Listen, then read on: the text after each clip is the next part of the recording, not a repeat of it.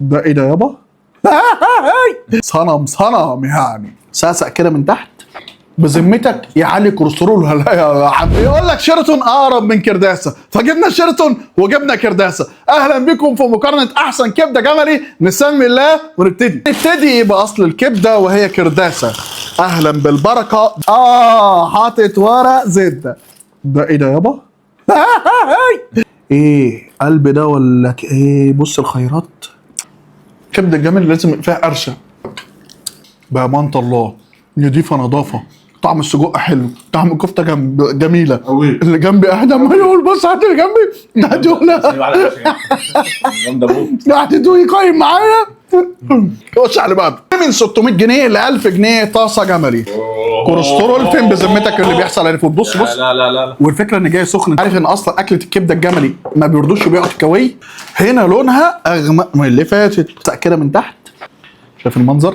بذمتك يعلي كوليسترول ولا يا عم؟ حلو وسخن وجميل وكوليسترول. بص هنا بقى جملي المفروض الطعم بتاع زمان بتاع ست وستك. ده ايه؟ صنم. ده اسمه ايه؟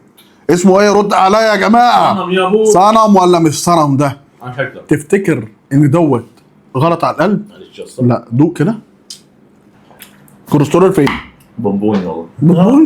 لقينا في شيراتون واحد اسمه اكله جملي وايه ب 800 جنيه. على قد ما التغليف مش عاجبني بس الزبده سايحه خالص. شايف المنظر؟ لما اقول لكم كوليسترول تروحوا تحللوا كوليسترول تسمع كلام. ده يجيب الكوليسترول لو كلت لقمه واحده اقفل الكوليسترول يا عالم. هنا لون السجق محمر شويتين صح؟ انا اكلت دي مش هكمل دي يسامحني ربنا يعني. ندوق الكفته وندوق الكبده. تعالى ندور على اللي احنا جاي منه. والسجق عشان مفروم ومتقطع سايح في وسط البتاع. ندوق الكبده تاني، كفته تاني لوحدها. رتبهم لي طيب. ارتبهم لك. طاسه جملي واحمد البركه طايرين في مستوى تحفه رغم فرق الاسعار. بس الاثنين الكبده السجق الكفته 10 من 10. هنا الكفته حلوه والكبده حلوه. السجق عشان سايح مبوخ. طعم السجق ده اللون الاحمر ده مش عاجبني، مبوخ طعمها. والكبده هنا بتشد اكتر بكتير. فاحمد البركه واكل وطاسه جملي الاثنين يكسبوا جدا.